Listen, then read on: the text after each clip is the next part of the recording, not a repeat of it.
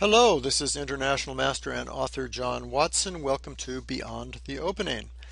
This is a show that explains positional ideas with a particular emphasis on pawn structures that recur throughout chess practice. This will be my 11th lecture on isolated pawns and their relatives, or their descendants as Nimzowitsch calls them.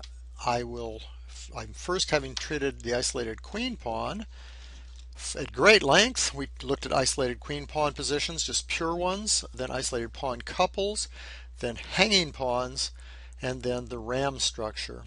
Tonight I'm going to mention a type of isolated pawn structure where the queen's pawn becomes more advanced up the board, and then if I have time, and I think I will, switch to the first time to isolated pawns that are not queen's pawns. The most important isolated pawn outside of the IQP is the isolated C pawn, partly because it arises so much and partly because, like the isolated queen pawn, you can learn consistent patterns and a consistent development of how the play might go. Incidentally, I don't know if you've thought about why we don't look at isolated E pawns, and if you think about it, and it's the other center pawn, you'd think it would be symmetrical with a queen pawn, but if you think about it, they just don't come up very much, and one reason is you have to clear out that F pawn, which doesn't happen very often, and then the D pawn also, and for most cases you have to clear out the opposing E pawn. This is not a normal combination, even in the King's Gambit. And then if you have a ram structure, you would have to actually clear out the black D and F pawns. So that explains why it's not very common. Actually, we'll look at a couple. It comes up in the open Sicilian, if you think about it. Open Sicilian, where black plays e5, white plays f4, and black plays e takes f4. I'm getting outside of the subject, so let's just go ahead with the first example. This is Nilsson-Stoltz, and I'm going to illustrate a kind of position that we really haven't talked about, or at least haven't explained. As usual, the opening is irrelevant, except that it's a Tarrasch variation, which is just a standard isolated queen pawn opening. White plays what's considered a fairly harmless line.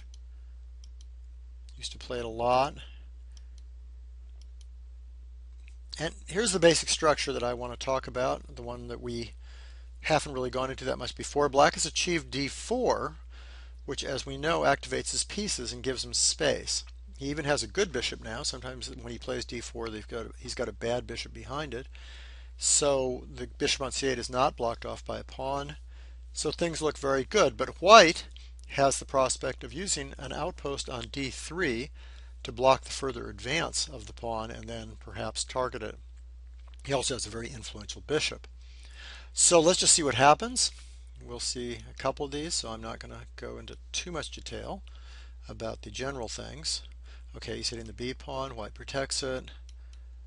That's a little bit slow. It's not a killer, but it's kind of an unnecessary move, really.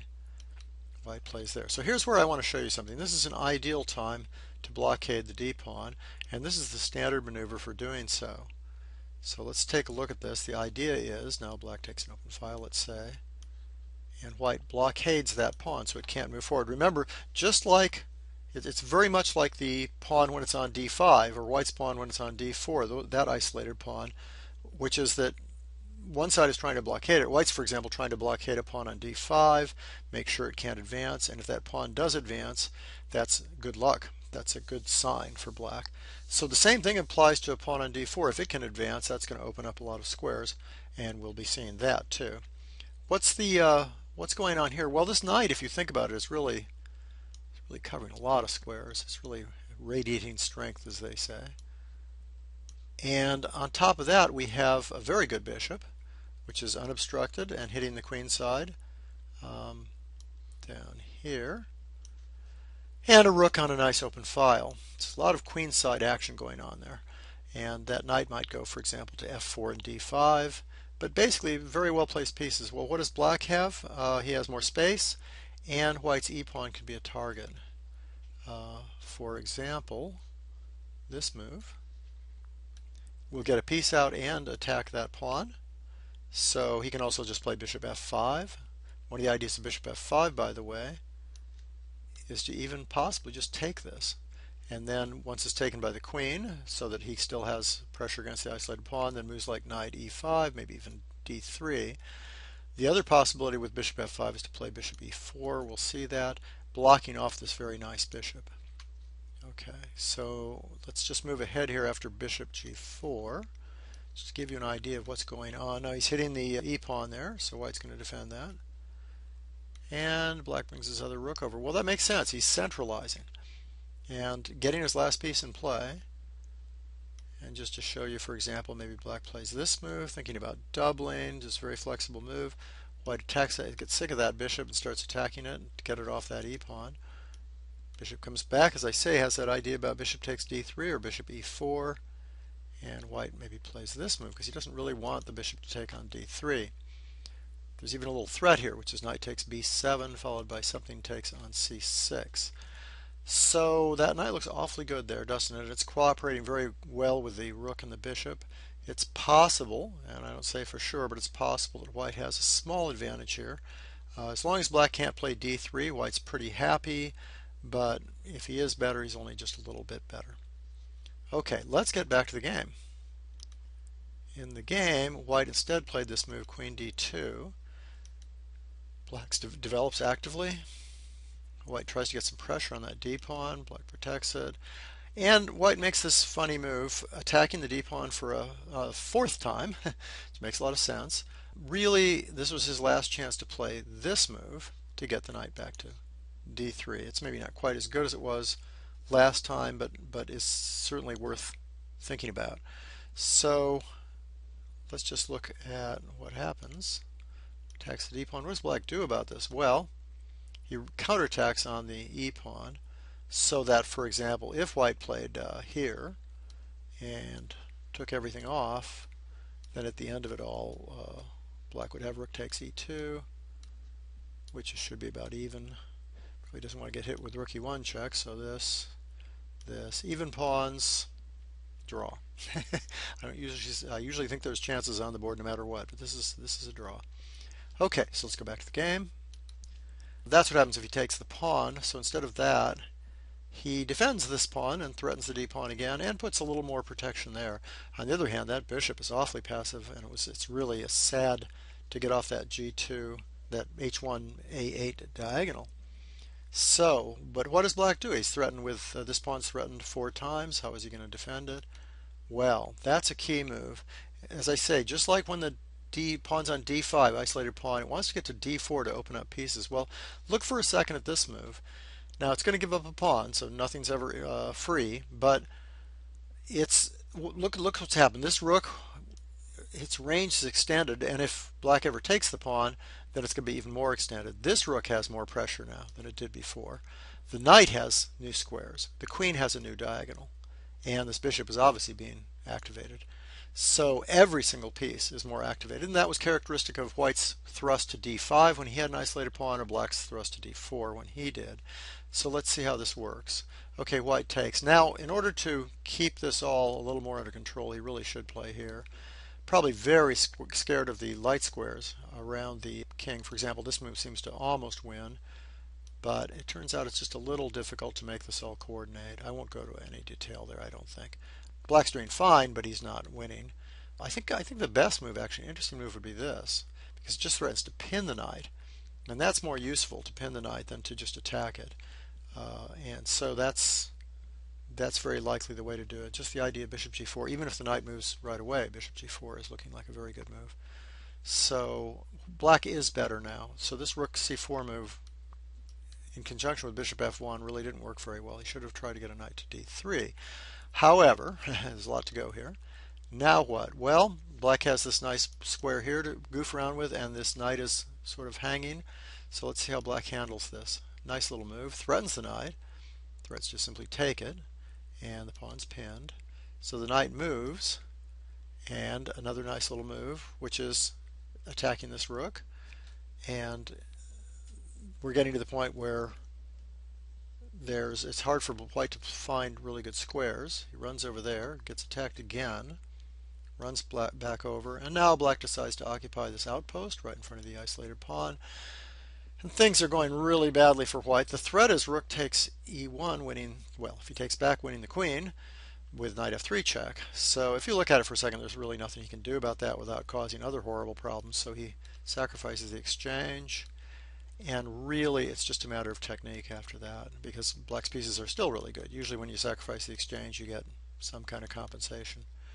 Here you've got a pawn, but nothing else. So I'm just going to whip through this. Clever little move. Threatening mate on h1. Bishop g2 allows queen takes d3, so he really has to take that. And he may have even resigned already in this position. Well, he went on to win. He did not resign now, and I don't blame him. But he did go on to win this game, so it's not of much interest if we're going to zoom on to other games. Okay, let's get to another game. Okay, this is the game Lyuboyevich-Karpov. And we'll just again kind of zoom through the opening here. A little thing that usually turns into a sort of a hedgehog. And black stops the pure hedgehog. Karpov's played this a few times actually.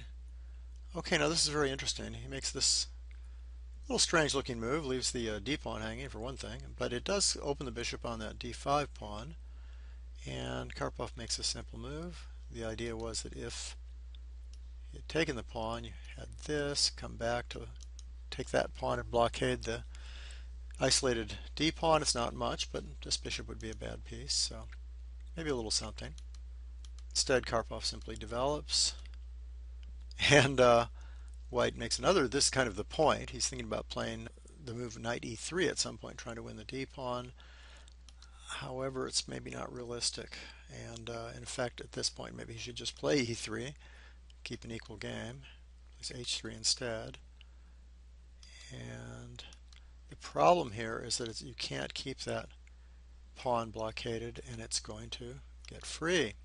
Once it's free, it gets to d4. We've seen this before. That tends to open up black's pieces, and you'll see that it actually has.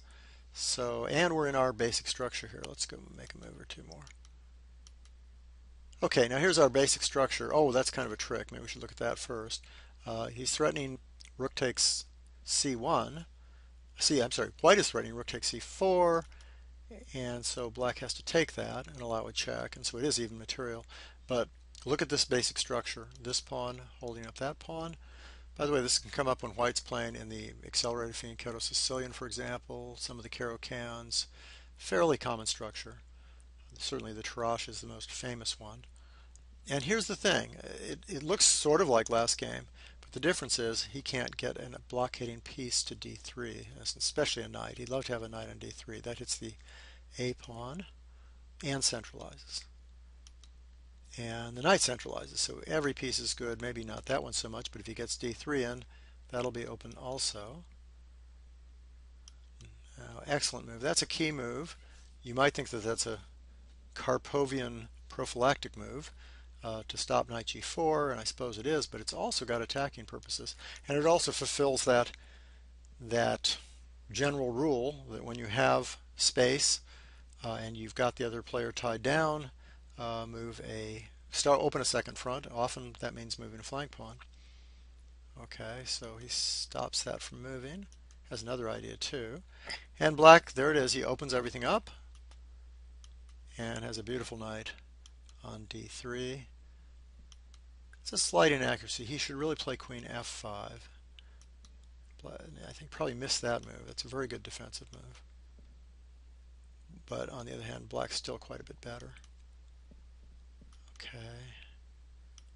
Black's planning to simply attack here. There it is. There's that pawn that we talked about as an attacker. So the king side's getting broken up. This is still a powerful piece. White's just a little bit too late to really meet all this stuff.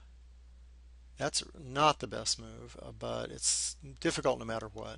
I'll just leave it at that. Notice that this queen move not only penetrates but continues to protect the knight. That covers some diagonal squares. Gets back for defense, but what's going on here? It's just even material, and obviously black has much more active pieces. Gives up a pawn just to get a little bit of space and some checks. Can't really hurt anything. That pawn was not a good pawn anyway.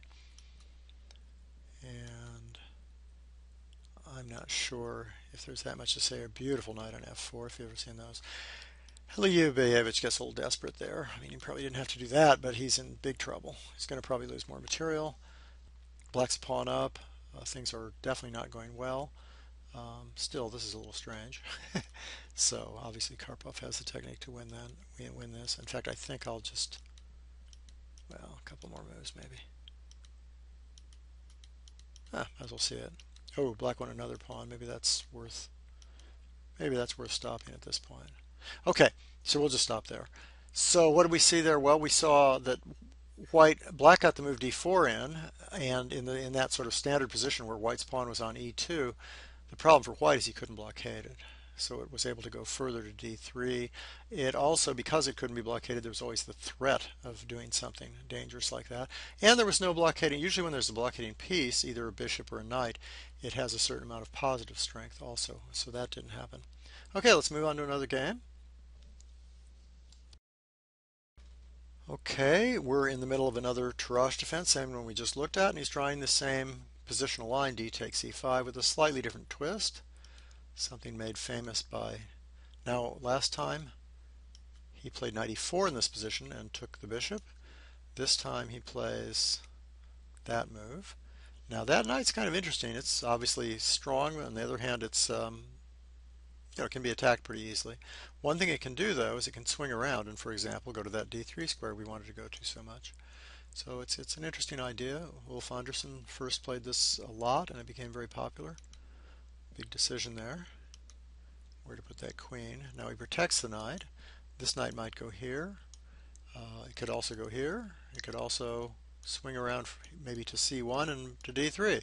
So it's a very flexible piece. Black plays an interesting move. He's trying to, well, first of all, there's a tactical point. If bishop takes h3, which is certainly the thing that you would think that white is going to do. There's queen takes d5 centralizing. In fact, that happens. But just getting rid of this is a good thing, and he does it with a threat on the knight on d5. So white goes ahead and takes, saying, well, I still have the light squares. I have control over these light squares. Black tries to stop moves like knight c4. And also if the rook moves, there's this a-pawn hanging.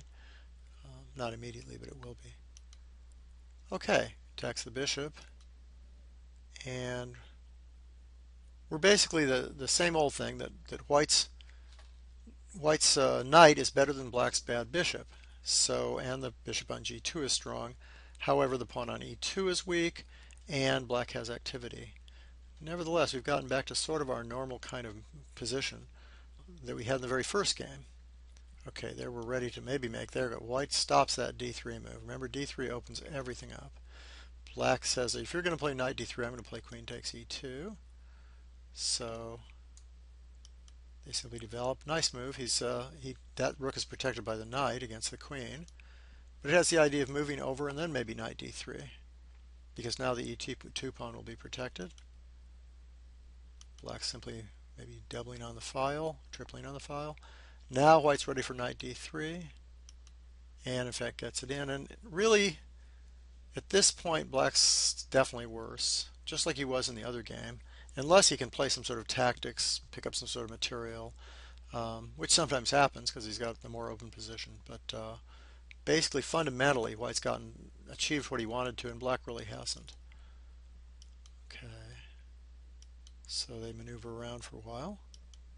I like that move a lot. It's a space grab, and that's what you do. Once your opponent really has nothing special to do, you can attack. You can start attacking the flank and open a new front, do things in a new area, and that's what happens right now. a5 is threatened, or at least, yeah, maybe a5, a6 would be a nice combination.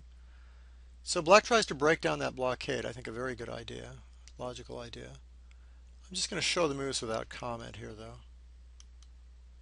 Okay, he doesn't bother trying to grab the b pawn. He wants to protect his blockading square first. He replaces it with a rook. Now, a rook isn't as good a blockader because it's not like a knight that can really look forward, or a bishop, which can really look strongly at various lines from a d3 point. Nevertheless, white now has a much better bishop than black. He has space, and he has very active rooks, so it's pretty clear that white's better. White just defends a few things. Black's bishop, unfortunately, is not well placed.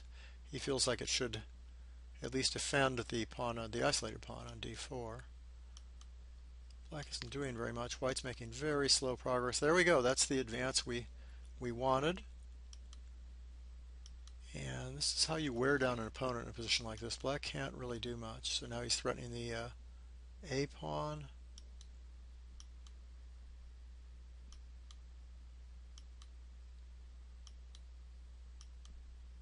Whoops, there goes the d pawn. And I don't know what he could have done about that. Maybe we want to look back for a second. It was black's move here. Oh, yeah. Well, I guess bishop c5 or e5 runs into very simple mating ideas, attacking ideas. So he gives up that pawn, and the queens are coming off. So he's hoping for opposite colors, but look at that a pawn. That's not going to last. Well, in fact, it didn't last. Very interesting. He gives up the exchange here because he's getting, well, basically he's giving up the exchange sack to get past pawns. And it's going to be very hard to stop white from getting in now and getting actually two past pawns. And you'll see how that works. Now he's threatening rook b8. He defends the b pawn, so what's black going to do about rook b8? And the answer is nothing. So that's now two advanced past pawns.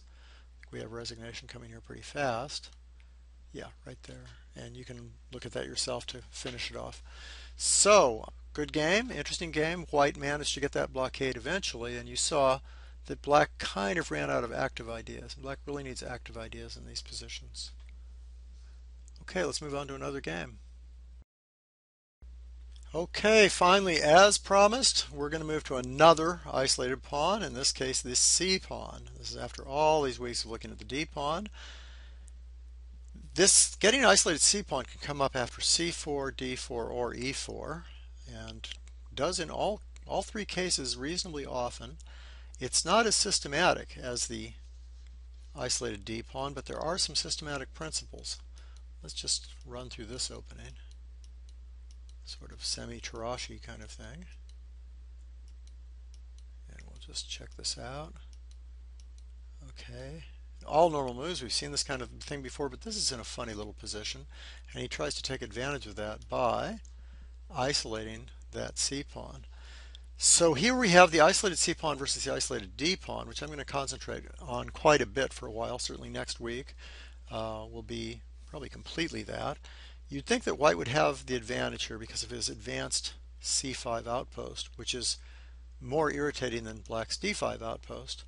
But it's not that simple because remember that third rank pawns, like the one on c6, are easier to defend than fourth rank pawns, like the one on d4. So, and also white's bishop is bad here, which often happens.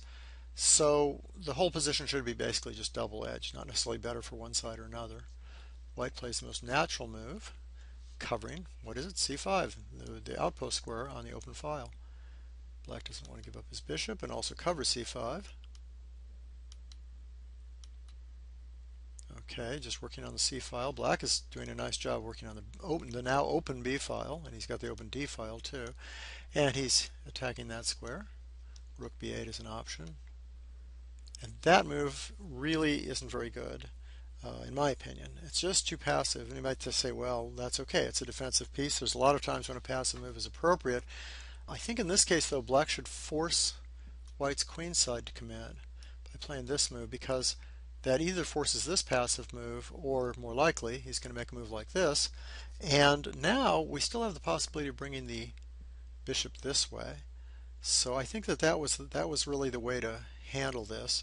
After what? After b3, he might play f6 in order to keep the knight out of d5. Because that's really white's big point. Even if he has to give up the d pawn, a knight on d5 can be really strong. And here black's got two bishops and can play with confidence. Okay, let's go back to the actual game.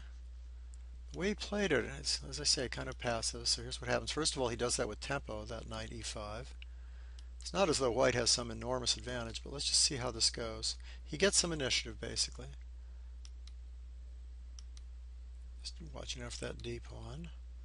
He watches out for the C pawn. Okay, he finally puts that knight on that beautiful square. And the point here is that if bishop takes, pawn takes, we have this square, which is even more beautiful. And that's something black really doesn't want to allow, if at all possible. So he doesn't play that. He simply retreats the bishop, which was attacked. And white just expands. He's not too worried. So it's very interesting that he actually is exploiting that isolated C pawn by absolutely stopping it from moving. And actually, by now, this pawn is even looking a little shaky. It's stopped from moving because of the knight on c4, and it could be weak. It's potentially weak. Usually, that pawn isn't very weak in the middle game, but it certainly will be in the end game. So black's moving, but what is he doing? White's moving forward now, doubling, moving forward. You can see the possibility of an attack in this position. Everything's getting more active. Now, it's probably a good idea to play a move like rook g4 here and just attack directly, as it turns out. You still have the knight e5 move, you have h4, h5, but g3 is a perfectly good move too. And now, very interesting move. Black is completely tied down, he really can't do anything. On the other hand, white needs a way to make progress, and when you're in that situation, you should often open a second front, and that's exactly what he does. And he's going to play either h5 or he's going to take over the dark squares, and you'll see in a second that he chooses the second route. Great. Now this is really something because those squares are weak on h6, f6. Now all of a sudden they're quite weak, and that was white's bad bishop too. So at least he tries not to exchange that off, but guess what? He weakens that pawn dramatically. Holding on, still holding on to that pawn, but in return he had to give up the d6 square.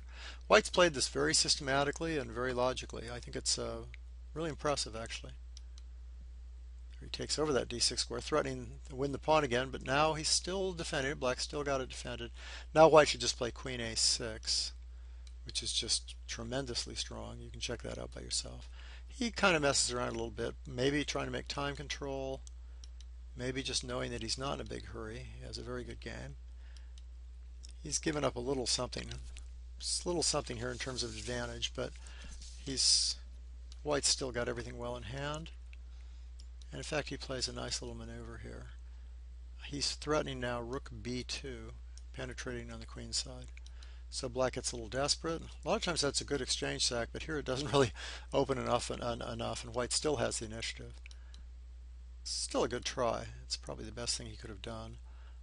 It's kind of a funny little sequence that happens now. Plays that move. I mean, it looks attractive, but if he just takes this, he's got an extra pass pawn, and there's really nothing to do about it. White's still more active. That was a much better move. As it turns out, there's some sort of time control move there, probably trying to get one more move in before time control. As it turns out, he's probably miscalculated something here. And here's what he probably miscalculated, although it's not real clear this is what happened, but all of a sudden there's this counterattack going on, and white just figured, okay, I don't mind that because I can attack this piece, and after he checks, that king won't be able to get away. So black checks, trying to get a perpetual check, and white says, no, I already saw that. I'm going to just make that simple move. And black plays back, and that's very interesting because according to the computer, I never would have found this, black has the amazing move, king h6. Don't ask me why that draws exactly, but the main point is that he can't take this with check, and that's very important. So he does take it. There's not much else that's better. There are other lines, and it turns out this is a perpetual check because of the king being up there. Well, I'll show you. For example, one line is very simple. Here, now if there, you can come back. So I guess here, and then just check. Has to take that. And here, it turns out the king can't get out. Just simple checks. You can check it out. This is a perpetual check. Amazingly, and a lot of that happened because white was too fast to play rook b2, b7, and allow this kind of counterplay. The game finished very quickly, and that's a good move because it protects against these attacks in that direction. So there is one check, but now what? One more check, and that's it, unless you're going to exchange. And there's the mate threats, the white's threatening mate, queen f7, f8. So black desperately takes the queens off. Only move, but and just a couple more moves. It really doesn't matter. I'm not sure if white's doing this the right way, but it works. And black resigns here. You can check it out. There's really no chance at all. Rook c5 takes, c6 is threatened. The knight's trapped on h4, so he'll have to do something kind of dramatic to get that out. Okay, that finishes that game, and guess what? That finishes this lecture. At least we got to isolated c-pawns. We'll see more of them next time. We'll look at some sort of standard isolated c-pawns like these. And then we'll look at things that are a little different, but still things that repeat in various games, so that you won't just find absolutely unique positions that happen only once and probably you don't get that much out of. So there are a couple c-pawn positions that arise, and we'll try to do something with that next week. Thank you, everybody. This has been Beyond the Opening with John Watson. Thank you.